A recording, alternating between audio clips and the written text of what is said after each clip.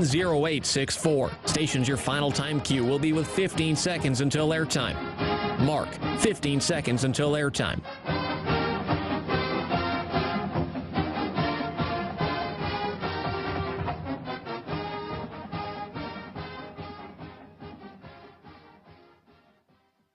The following is a presentation of Learfield. Welcome to Duck Insider. Our whole athletic department, there's a level of expectations of success. Throw, catch, touchdown, Oregon. He can run and slam. He's back out for a three. Left wing is good. In the air to center, back at the wall. It's out of here. Really excited that we get to rep our Ducks and hopefully come back to Eugene with some championships. Indoor track and field national champion. And for the fourth time in the last 6 years, the Ducks are Pac-12 champions. We have so many teams that are excelling right now, and it's really fun to be a part of. Give it to me, baby. My house. I'm taking it there.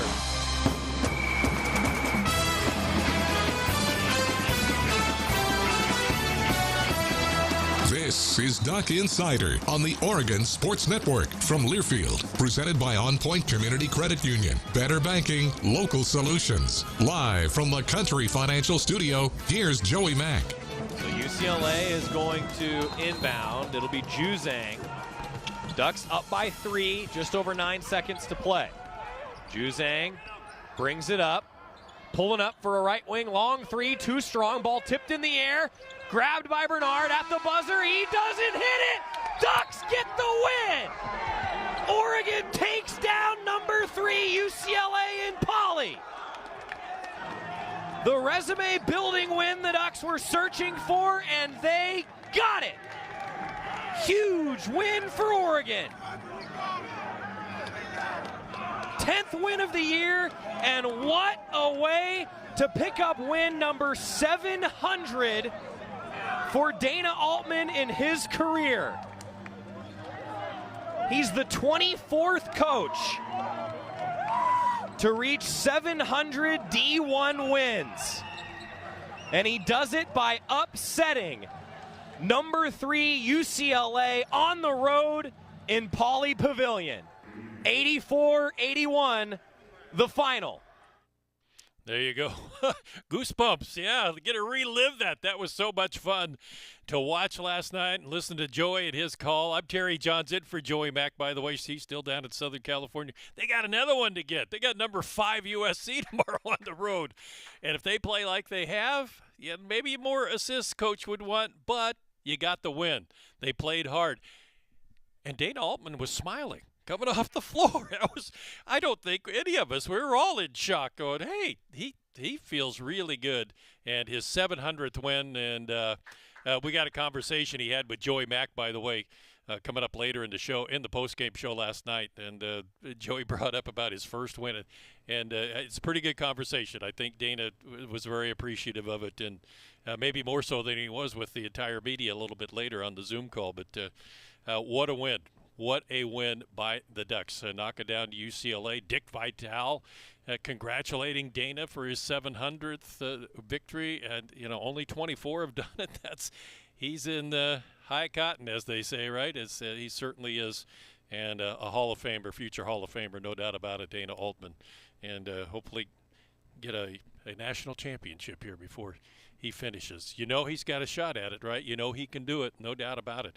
All right, we have a great show. We need to get rolling here because we have so much to get in for you. We'll try and get in it all if we can. As Dan Lanning met the media yesterday, his full staff is here in Eugene. Of course, we'll have Dana Altman and Will Richardson on the postgame show with Joey Mack yesterday. And Kelly Graves and Niara Sabli met the media yesterday. It was yesterday, wasn't it? Absolutely, it was. And talking about getting ready for this weekend. So we'll try and get it all in if we can. So first, we are going to start with Dan Lanning in his press conference yesterday. Good afternoon. I hope everybody's doing great. Excited to get started. Excited to be wearing one uniform here from here on out.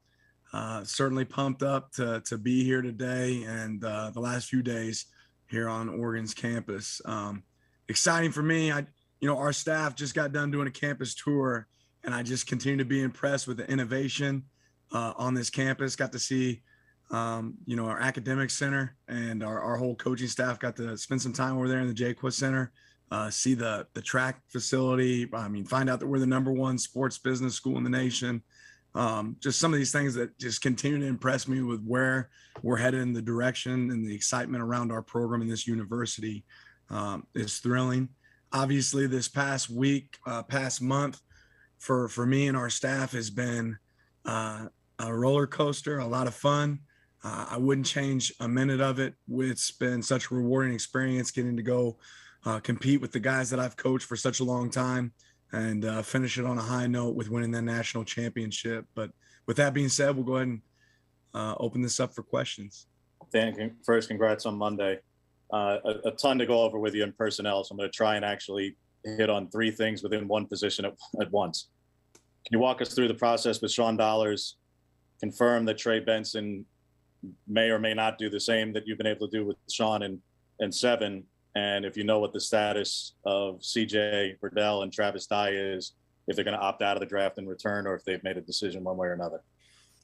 Yeah, ultimately, I think each one of those conversations is a personal, conversation with those players, and it doesn't necessarily have to be on here. But a lot of that, again, James, is just conversation. It's being able to have a conversation, and when you're in a different part of the world, you can't have those. So when you get back here to home base and you're able to sit down, I think that's a lot of what. There's a lot that can be accomplished when that happens. Some of these guys are still going through the process of making some of those decisions, and I don't want to necessarily put a timeline on each person's situation, because each situation is different. I'll say this: I'm excited about the group of backs we have. We'll continue to be aggressive in finding guys that can enhance our program and make us better. But I think that a lot of those guys will be a part of what we're doing moving forward. Yeah, Dan, can you speak on just the significance of getting the offensive lineman to come back for another year? Popo, Dorless, Bennett. You had about 10 guys or 8 guys come out and say that they want to play another year. Just the significance of that for you. Yeah, I'm excited about this team. Just because, as much for the players that we have, the caliber of men that we have on this team that are excited to compete, I think they share a vision that I share of what we can be here and what this program can become. And I think they recognize what we're putting together. It's really special. And I want the guys that want to be here. I told our players the very first time I met them, the reality is we're going to win with the players that are here, the players that are on this team right now. We're going to continue to focus on the guys that are on this team right now, building our success moving forward with those players. And then again, looking for opportunities to enhance it, because there are some places that we can grow and places we can get better along the road. Coach, I wanted to ask you about the quarterback position. I guess what do you look for from a quarterback? What are some attributes? Why did Bo Nix fit that? You coached against him a couple of times down at Georgia. What did you see that allowed you to feel confident in that addition? And then I assume, but just to clarify, is it an open competition through spring and fall camp for that starting job? Yeah, competition breeds excellence. Ultimately, and we're going to have competition at every position across the board, quarterback included. What I think that I know about Bo, he's an ultimate competitor. I know how hard he worked. Obviously, Coach Dillingham had personal experience getting an opportunity to coach Bo in the past. We were really clear with Bo, hey, you come in here, there's certainly an opportunity to compete. But we're really excited about the guys we have on our roster as well, and excited to see, those guys come in and compete and go to work. So that for me is exciting. What am I looking for? Leadership, work ethic. They have to, you don't get to just be a quarterback on the field, right? That has to leave the field. It has to be exuded in the classroom, on campus, the way you operate day in and day out. And I think we've got a group of guys that do that. Coach, obviously a crazy last month for you. I'm wondering if there was a chance either Monday night or maybe early Tuesday morning where you kind of got to take a second and mentally switch gears and focus all of your attention on just the Ducks now that the season's officially over. So like walking off the field in the tunnel, right, after winning the national championship, I was on a FaceTime with a guy that can enhance our program and make us better. So yeah, absolutely. Like that moment, I was a Duck. You enjoy it.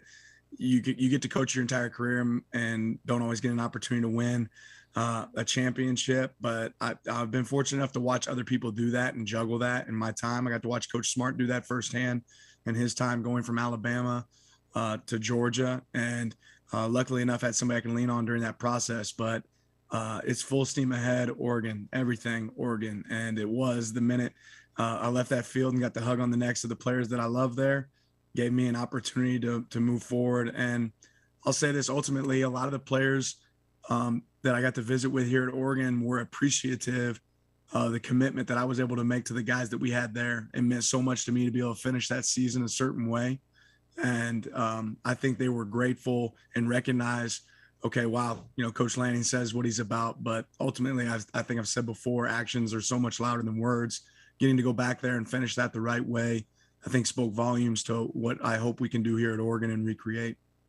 Coach, great to see you again. Obviously been a very busy month for you, not only with Georgia, but building your staff here in Eugene. You've added a lot of big names to your squad. Just kind of wanted to ask about your perspective on finding a balance on your staff between people at the NFL level, as well as some pretty distinguished college names as well. Yeah, ultimately, I think I said here before, we were looking for two things, relationships and development, and didn't want to sacrifice on either end there. I think that's really, really important as we were piecing the staff together. Fortunately here at Oregon, we have the ability to be competitive, and we have the ability to go get the best of the absolute best. So whether the best be in the NFL or the best be in other college programs, that's what we targeted. And we went through, a hard search, looked really in depth at a lot of different positions. And I'm ecstatic about the group that we have put together. Some of these guys have NFL experience. Obviously, that's a big piece.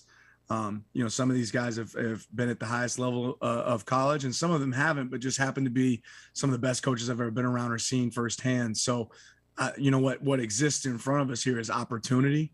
We got an opportunity here for this staff to be really, really, really special. And I know we got great men of character, great coaches and teachers. They're going to be around our players. And I couldn't be more thrilled about the group we put together. Coach, you've had some, pretty good success in convincing players to come back into the program, whether it be from withdrawing their name from the draft or withdrawing their name from the transfer portal. What is that overall message that you've been telling them? And, what about it do you think resonates so well with them and convincing them to stay in Eugene? I think every message is different and unique. Every player is a different situation. So I don't know if there's a end all be all with each message. Ultimately, I think if you build your program on honesty and you're honest with your players, they recognize that. So there's what's in the best interest of Oregon, and then there's what's in the best interest of the player. And when those things align, I think really unique, special things can happen. And I think a lot of these guys have recognized that. Hey, Dan, congratulations again. A couple of questions. The way you guys won this year and the way the game kind of came back a little bit to defense, was there a clawing back in general against kind of this offensive revolution nationwide? And then I've got a follow-up if I could. Say that was there one more time? Oh, I said, was there a clawing back in general of defenses this year nationally, where they just got a little bit better against the offenses? Ultimately, Dennis, I think it's exciting how football is an ever-changing game. It continues to adapt. It's an amoeba. It doesn't stay the same. It's innovative. And that's what is exciting to me, because what was best in college football this year will be different next year. What's best for the game this year will be different next year. And the staff and the group of players that handle that the best are the group that's going to be successful at the end of the year. So we're going to do a hard, quality control analysis of where we were at Georgia. Coming here to Oregon, we're going to do that same thing to really evaluate what made us successful and realize that there's a difference in what we're playing with, who we're playing against here, what we have to do to be successful. But I think that's part of just the environment that I've grown up in as a coach. Is a lot of people say, well, the standard can change because it's so much. You can't play defense like you used to play. And ultimately for me, I'm going to say, why not? Right? Why can we not adapt? Why can't we recreate? If you have a group of men that believe in that, then, great things can be accomplished. And then real quick, as a follow-up, when you were considering the job, what sense did you have just for the league, for the Pac-12, and the fact that hasn't won a championship in 8 years and hasn't been to the playoff in 6, or was it solely just an Oregon thing? No, I think this is a unique opportunity. I think everyone that's sitting on the outside looking in right now can look at this league and say, okay, there's a commitment to excellence. There's obviously a lot of pieces and moving parts in this league right now, and a lot of opportunity for schools to advance. So I came here because I'm excited about the competition. Look, our first game next year is against an SEC opponent that I happen to know pretty well. I think they got a pretty good team down there, but that excites me about coming, obviously, to Oregon and getting to play in the Pac-12 is really, really exciting as well. There you go. Good stuff. That's just part one. We have part two coming up here with Dan Lanning, new Oregon head coach. Full staff is here. I saw somebody commenting about the video. Sometimes the Zoom feeds, as this is from his press conference yesterday on Zoom, sometimes the lips don't match up with the word, if that's what you're talking about. Other than that, it's just fine. All right, we'll have more. We'll hear coming up Dana Altman and Will Richardson, also Kelly Graves, and possibly Niara Sabli. All straight ahead here. It's Duck Insider here from the Country Financial Studios. I'm Terry Johns in for Joey Mack. Back after this on the Oregon Sports Network from Learfield. Dear winter, you can't stop a new 2022 Toyota. No matter the weather, the Camry all-wheel drive comes out to play. Snowy hills don't stand a chance against the RAV4, and everyone's comfy in the Highlander. See you in the snow. Find yours at Toyota.com. Toyota, let's go places. After 2 years of construction, my wife and I finally moved into our dream home. So when a bathtub fixture broke, causing major water damage, I was glad we had the home insurance protection we needed. How do you know your home is protected? Talk to a Country Financial rep like me, Nick Simon. We can help you understand your options and select coverages to meet your needs. Then if something happens to your home, you won't have any surprises. Need the right coverage for your home but not sure where to start? Visit TakeSimpleSteps.com or contact a local Country representative. Dear winter, you can't stop a new 2022 Toyota. No matter the weather, the Camry all-wheel drive comes out to play. Snowy hills don't stand a chance against the RAV4, and everyone's comfy in the Highlander. See you in the snow. Find yours at Toyota.com. Toyota, let's go places. Your daily dose of Oregon athletics. This is Duck Insider from Learfield. Hey, son. How are you feeling? I'm fine, Pops. What's on your mind? I can't explain it. Navigating without a compass, eyes waiting, started to wonder. Metamorphosis, the loss of who you thought you was. When your kid can't find the language, help them find the lyrics. Listen to the Sound It Out album and get tips and tools to start a conversation at sounditouttogether.org. Brought to you by Ad Council and Pivotal Ventures. Hey, Dad, how do airplanes fly? What's in this box? Is this tree good for climbing? How are babies made? What does this thing do? Kids are curious about everything, including guns. Talking to them about gun safety in your home is a good first step, but you can do more. Always keep your guns locked, unloaded, and stored separately from ammunition. Safe gun storage saves lives. Learn how to make your home safer at endfamilyfire.org. That's endfamilyfire.org. Brought to you by End Family Fire, Brady, and the Ad Council.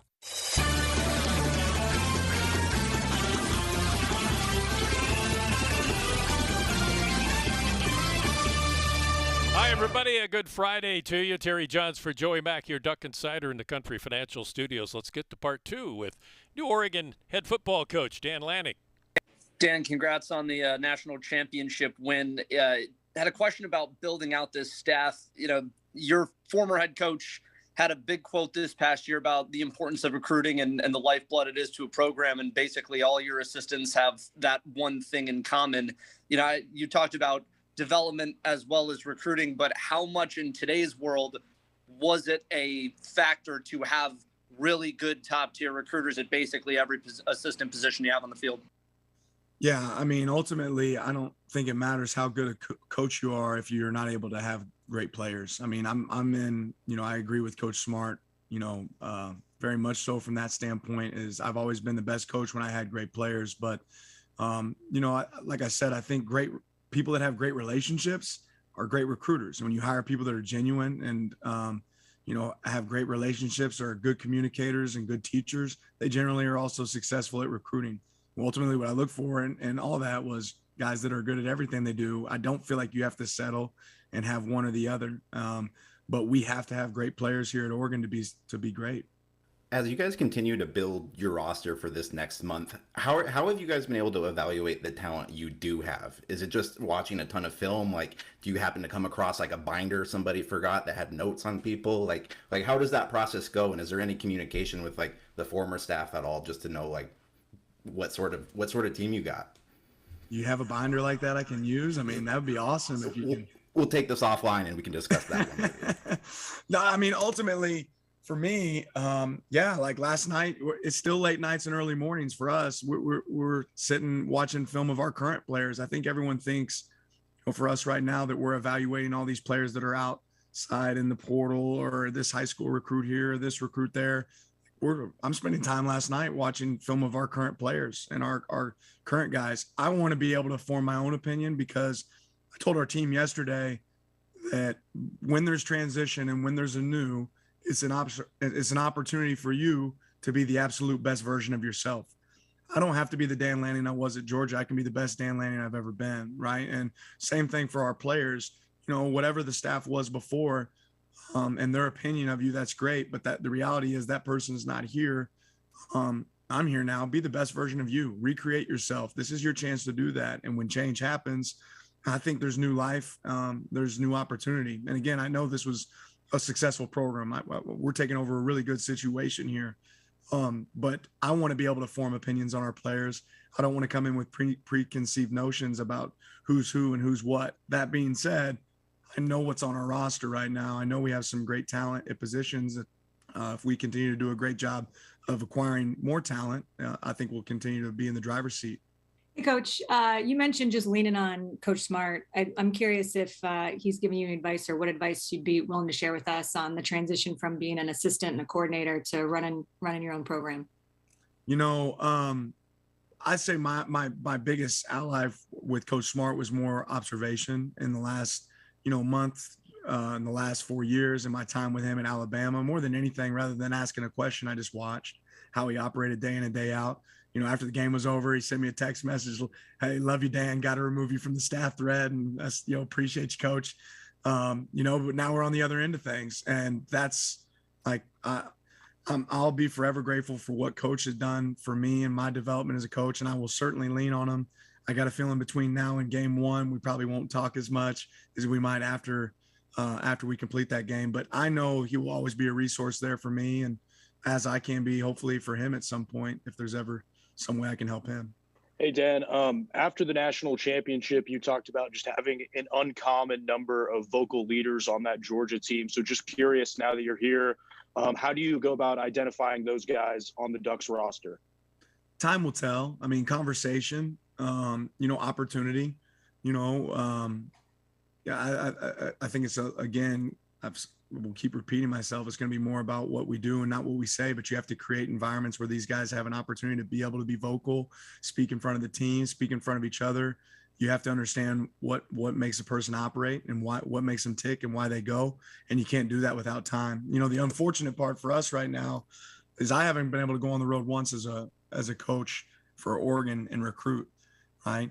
But tomorrow we get that opportunity. So we have to take advantage of that for our program. But that means I'm not going to be here with our players. So that you still have to operate the phone. You still have to be able to work through that. You still have to lean on people that are here in the building that aren't on the road recruiting. And it's going to take some time to identify those leaders. But I know they exist. You just got to give them the opportunity for them to come out. A few more on personnel, Dan. I saw in the photo from the team meeting today, it looked like Carson Battles and DJ Johnson were there.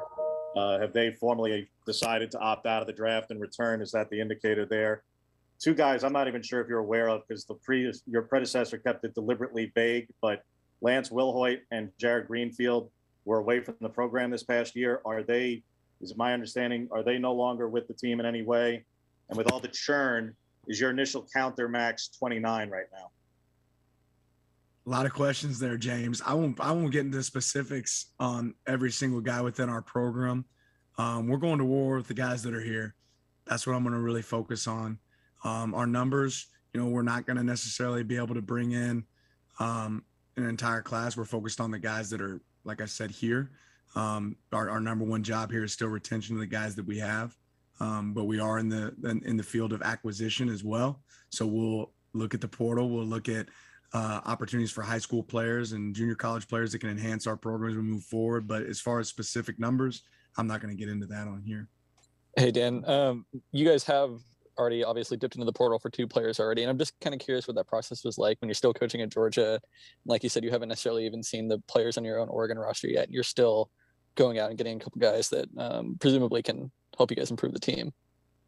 Yeah, I think you're able to lean on relationships of guys that you've brought on staff. And, you know, I think it's really, and then be able to get into conversations. The great thing is technology allows us to evaluate film, Zoom, phone calls, FaceTimes from long distances away, and you can build connections quickly.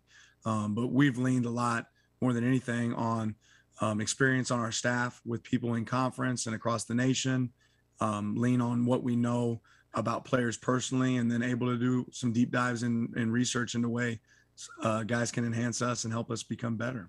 Coach, is obviously the time of year when the strength staff, you know, gets down to working, coming off the season and to build up towards the spring and next season. Your thoughts on Coach Love and kind of the impact you want him to have with your guys, and also the decision to keep Shad Williams from the previous staff.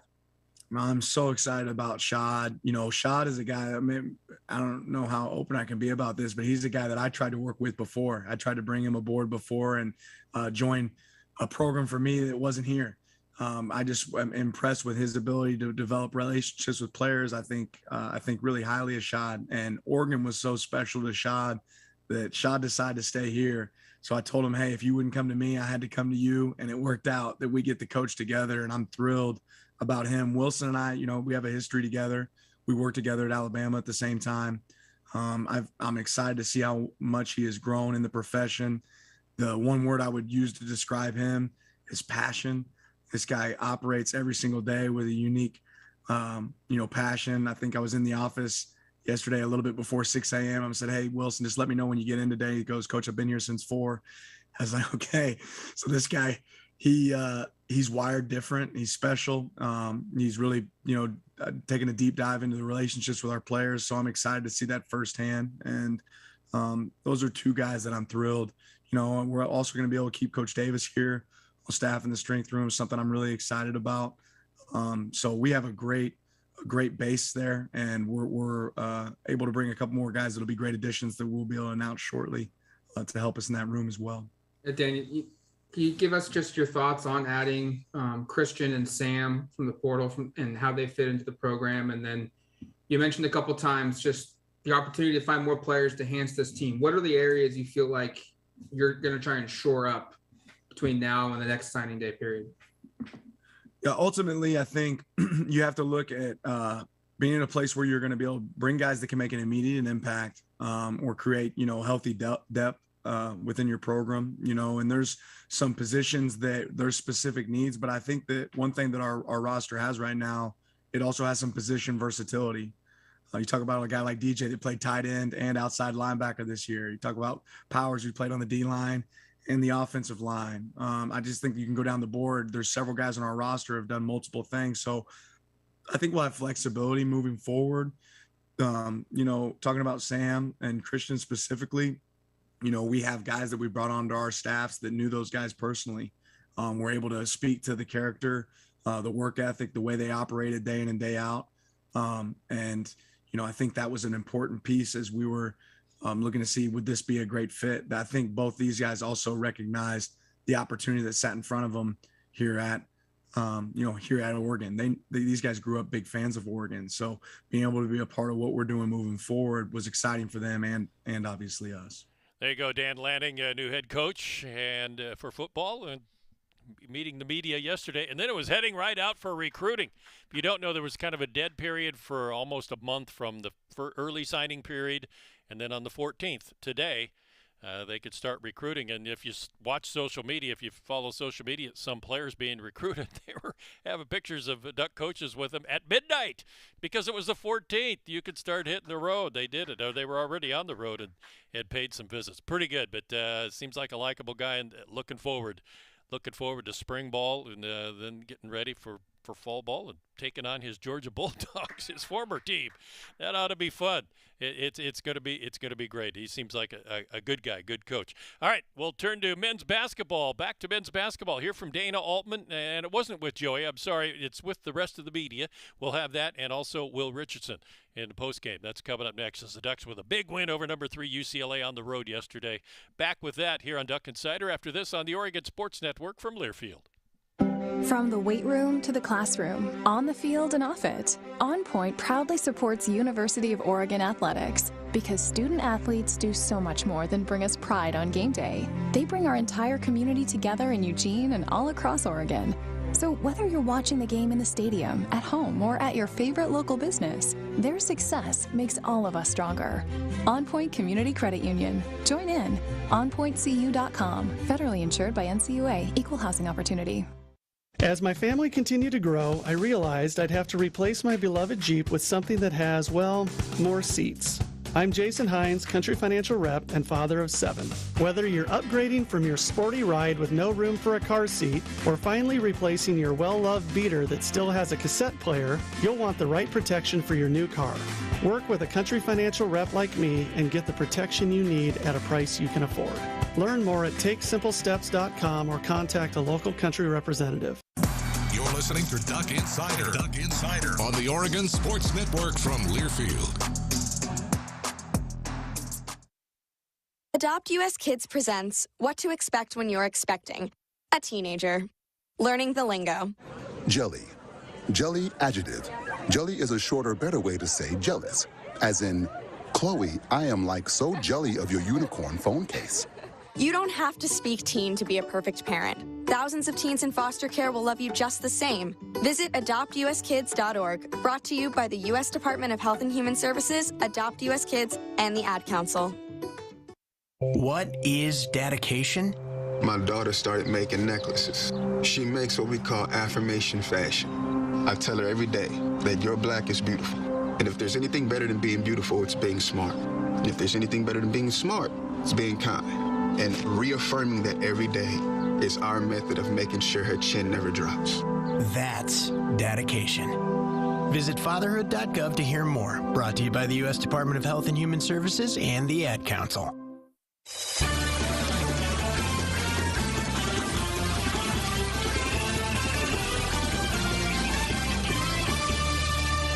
Welcome back to Duck Insider. Terry Johns in for Joey Mack here in the Country Financial Studios as the Ducks with a big win. The Oregon men 84-81, the win at UCLA. By the way, I want to answer Paul asking about the foul count screw up with the Williams and Richardson last night. Any accountability with a scorekeeper?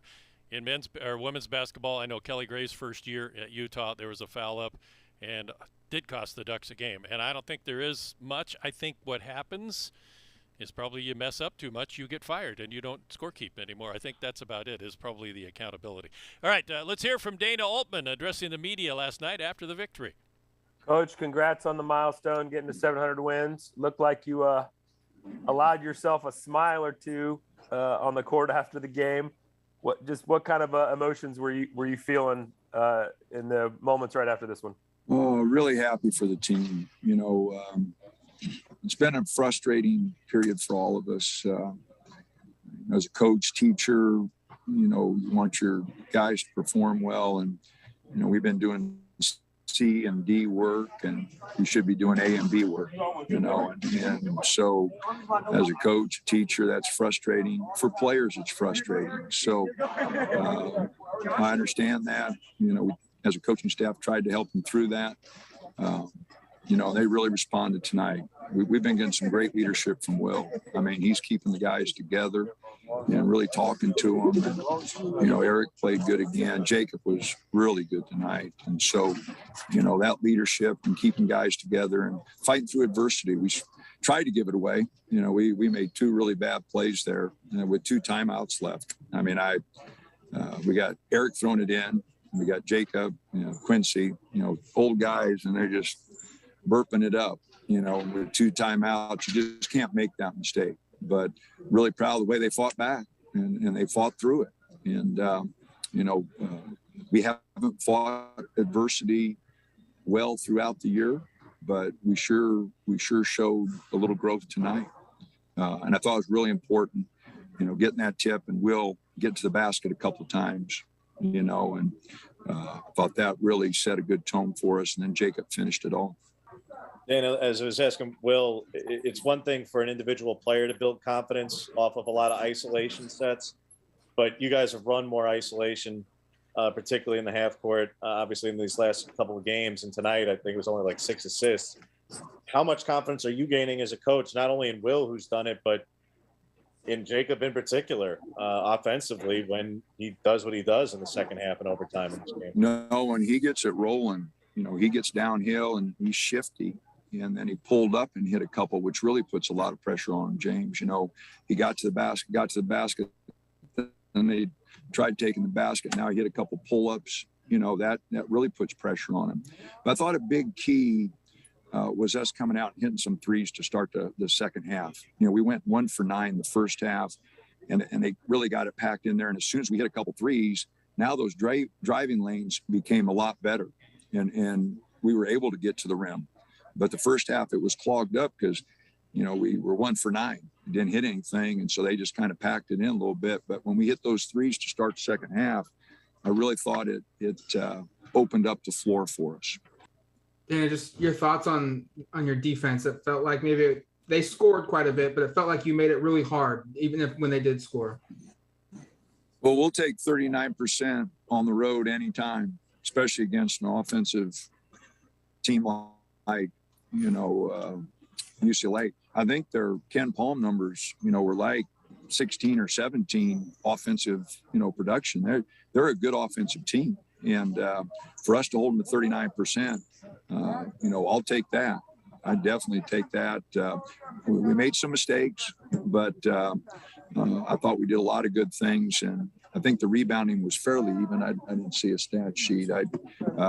But I think it was fairly even. I didn't think we got killed. And they've been killing a lot of people on the offensive glass. Danny, the second time this week, you guys have gone down to the wire against a team and come out with a win.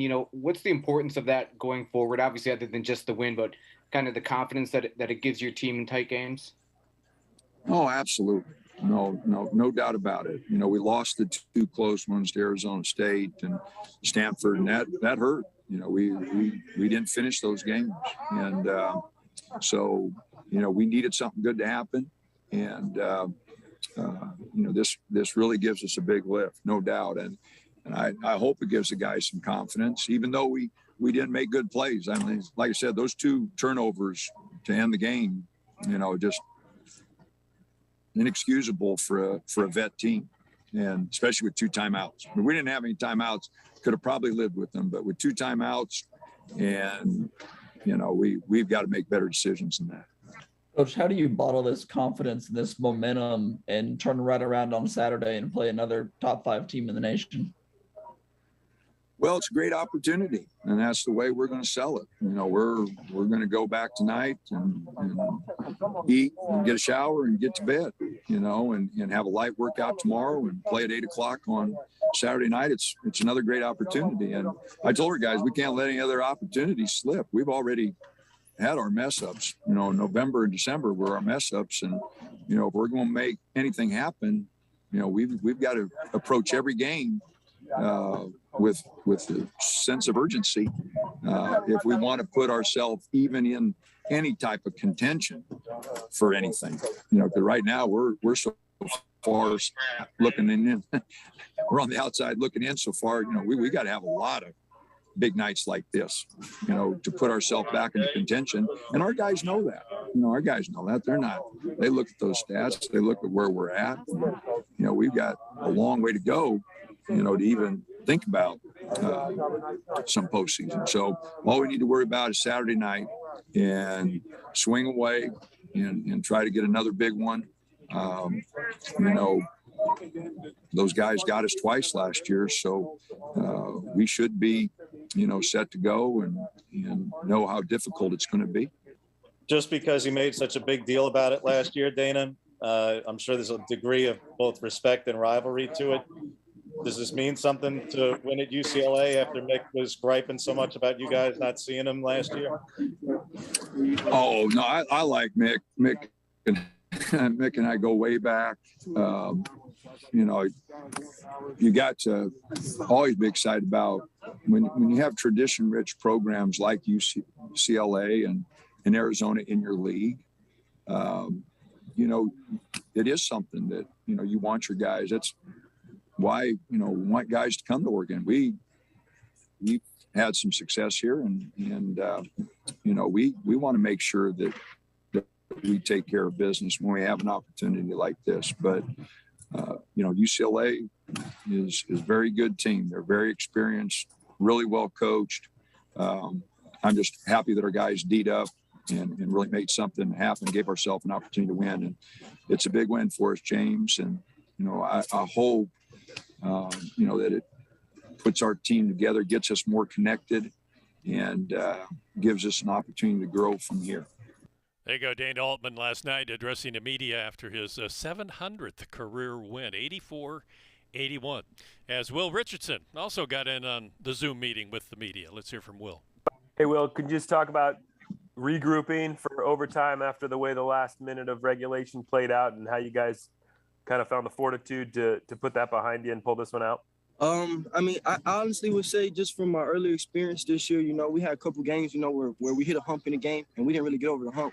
I take part in that, like not showing great leadership, and then we're just a new team, so we didn't have we weren't used to that yet. We haven't came together yet. So I think last game coming off the COVID stretch we had, and then going into that game and winning that tough game on the road, it gave us a little confidence just for us to know as a team that we could fight adversity, and I think we did that tonight.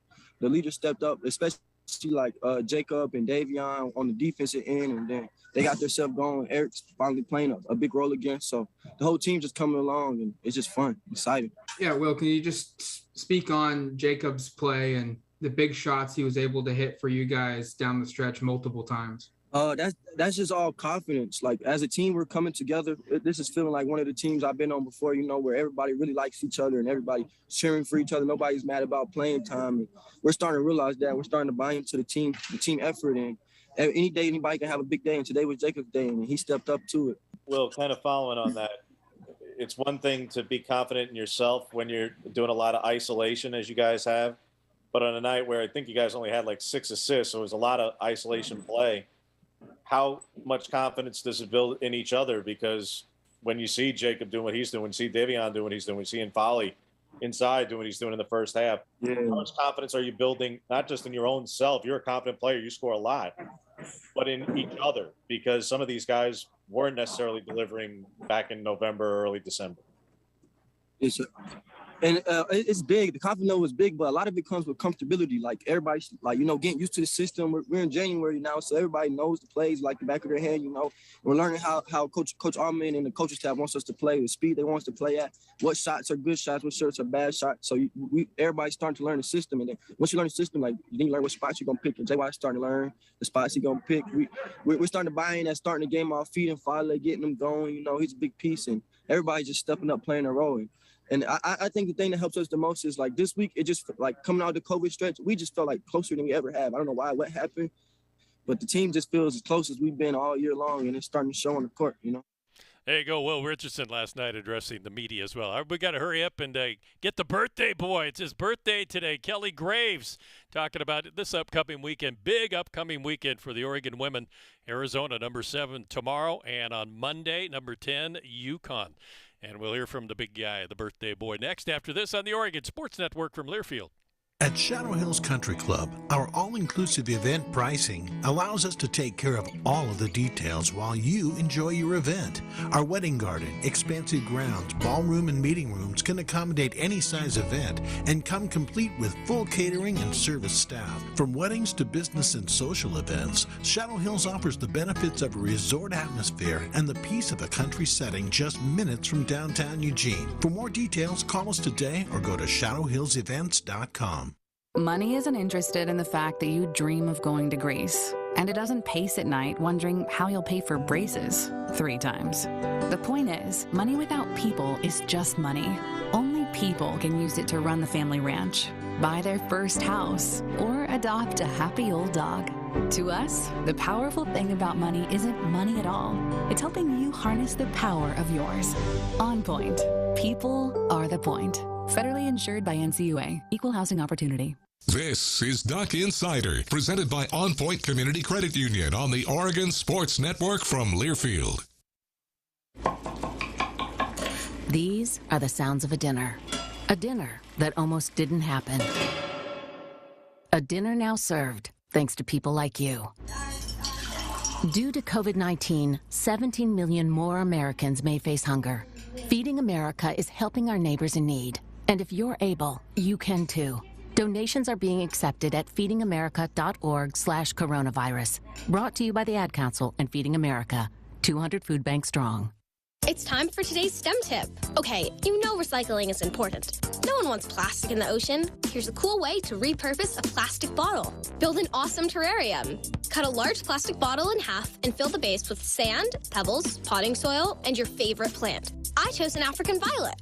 Put the top of the bottle over your base and place it in the sun. Your plant will grow sealed in its own ecosystem. Fun, right? Learn more at She Can STEM. A message from the Ad Council.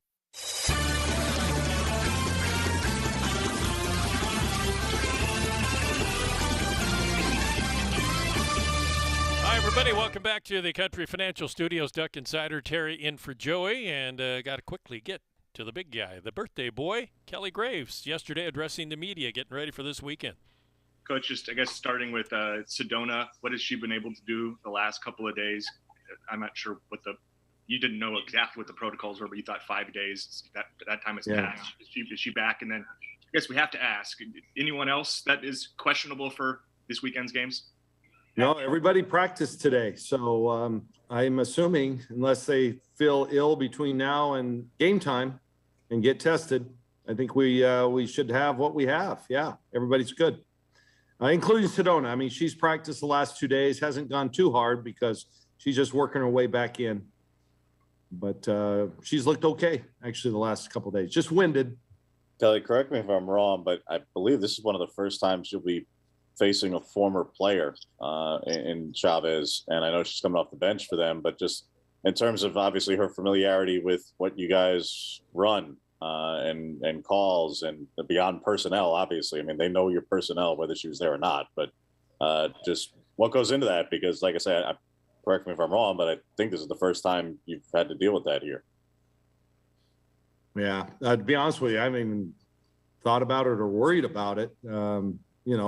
Anymore with Synergy and, the technology, everybody knows what everybody else is running. I don't think it's like an NFL player that has, we called Chicago the other day against Stanford. We've run it literally 4 times on the season and they all echoed Chicago, Chicago. I think anymore, so I'm not that concerned about it. We're obviously not playing Taylor. We're playing the Wildcats. We appreciate her time here, and now she's helping them. But no, I really, honestly, it's funny you said that. I haven't really thought about it. Yeah, Coach. How do you deal with the balance on Naira Sabali and being aggressive and yet kind of hard stopped a little bit when she dives on a pile for a loose ball? Do you talk about that at all? I mean, can you? No, you just got to give it 100%. You don't want to. I think when you're not going 100% and you're trying to be cautious, I think that's when you get hurt. I think everybody talks about that, like in football, especially. When you start thinking about it, that's when I think it happens. It's almost a self-fulfilling prophecy. So I think you just continue to go as hard as you can and let the chips fall where they may. Coach, I don't want to get too far ahead of myself. I don't know how much we'll talk to you before Monday, but when you have a game against UConn and such a storied program coming to town, how exciting is that for the players and how up do you guys get for a game like that? Well, I think anytime you play a nationally recognized, program, regardless, you get up for it, right? I mean, the honest truth is we really haven't even talked about UConn. I've watched them play, and my staff, we're working on that scout, but really our only focus has been on Arizona. I know that sounds like a line, but it's the truth. The Arizona game's more important because that's a conference opponent. They're still a top 10 team. But that to us is more important. But UConn is the program by which every program is judged, not just in women's basketball, but even men's basketball. So that's obviously a huge game. It's one that everybody has circled right from the start. It's kind of unfortunate that neither team will be at our best when that game occurs. They're injured a little bit, and we're just coming back from that. So it's not the game I think a lot of people anticipated when they first put it on the schedule. But nonetheless, it's still going to be a big game for us, for our fans. But honestly, right now, we're just focused on Arizona. Kind of with that, too. And like I said, I know you're focused on Arizona, but just talk about the importance of this weekend in particular, too. And just kind of, are you looking at it as kind of like a measuring stick type of deal? Because I know your team is still slowly trying to get back to form. Well, no, I'm not going to use it as a measuring stick. We have talked about what a great opportunity. I think we have a chance to put ourselves back in the national discussion. I think people have forgotten about us a little bit, and, rightfully so. We haven't played particularly well, and, and we don't have that one-loss record that we would like. But at the same time, now this is an opportunity to kind of put ourselves back in the discussion. So will I be disappointed if we lose? Yes. Will I be, like everything's lost? No, because I'm still looking big picture. We're just seeing this as a great opportunity to beat two very, very good teams. Yeah, Coach, I just wanted to ask you, so much of Arizona last year, I think, was all about Ari McDonald. That was the perception, at least. But I guess the longevity they've shown this season, being one of the, I know they lost recently, but one of the last undefeateds. And it is a group that has some continuity from last year's team. Just what impresses you the most about what they've done? Their defense. I mean, they live with their defense. I mean, they put pressure on you. They get turnovers. They're just a tough, resilient group, and I'm glad that you brought that up. I think people forget that they had other really good players. It wasn't all about Ari. I mean, she was, the driving force, but Sam Thomas is a hell of a player. Kate Reese, a hell of a player. Bendu, she's a huge part of that team. Shayna Pellington, Puello, those are all players that contributed to that Final Four team that they had. So. And they're older. I mean, I think this is Reese's fourth year. I think Sam Thomas is on year 6. I don't know. Chavez is now, she's a veteran. Puello's been there 3 or 4 years. So, this is a group that they know how to win. So it's not a surprise to me. But it's defense. That's what they get it done with. Hey, Coach, you've had to deal with a lot of injuries and COVID protocols this season. How do you feel like your team has been good in filling those roles that have been missing by those players? I mean, we've seen Sydney really step up on the scoring column. So what are your thoughts on that? Well, I'm really proud of them under the circumstances. It's been hit and miss every day in practice. And listen, we're not the only program that's experiencing that. So everybody is having to be flexible and do it that way. But yeah, we've played with 8 players. We played with 13 players. We've had kids that have been in and out of practice and games all season long. It's just, it's kind of tough for a coach because we like things all set and nice, and the continuity has just been difficult. And it shows up as much in practice as it does in the games.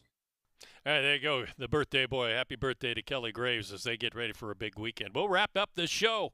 Coming up next, after this on the Oregon Sports Network from Learfield. After 2 years of construction, my wife and I finally moved into our dream home. So when a bathtub fixture broke, causing major water damage, I was glad we had the home insurance protection we needed. How do you know your home is protected? Talk to a Country Financial rep like me, Nick Simon.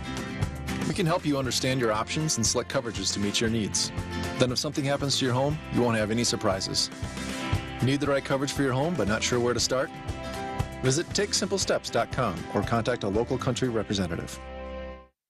From the weight room to the classroom, on the field and off it, On Point proudly supports University of Oregon athletics because student athletes do so much more than bring us pride on game day. They bring our entire community together in Eugene and all across Oregon. So whether you're watching the game in the stadium, at home, or at your favorite local business, their success makes all of us stronger. On Point Community Credit Union. Join in. OnPointCU.com. Federally insured by NCUA. Equal housing opportunity. More Duck Insider coming up on the Oregon Sports Network from Learfield. Neil Armstrong waited 6 hours and 39 minutes to step onto the surface of the moon. Jackie Robinson waited 20 months to play his first game with the Brooklyn Dodgers. And even DiCaprio had to wait 22 years to win an Oscar. You can wait until your destination. Don't text and drive. Visit StopTextStopWrecks.org. A message brought to you by the National Highway Traffic Safety Administration, Project Yellow Light, and the Ad Council. The possibility of lung cancer can be pretty scary, especially if you're one of approximately 8 million current or former smokers at high risk. That's why SaveByTheScan.org wants you to know that now there's a breakthrough low-dose CT scan that can detect lung cancer early, and it only takes 60 seconds. You stop smoking, now start screening. For an easy quiz to see if you're eligible, visit SaveByTheScan.org. It could save your life. SaveByTheScan.org is brought to you by the American Lung Association's Lung Force Initiative and the Ad Council.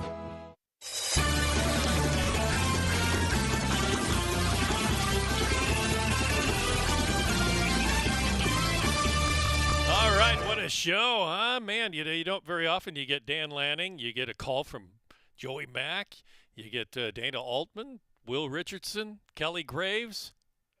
That's a show, all in an hour, and I hope you enjoyed it. Hope you get ready for this weekend. The Oregon women tomorrow, 2:30.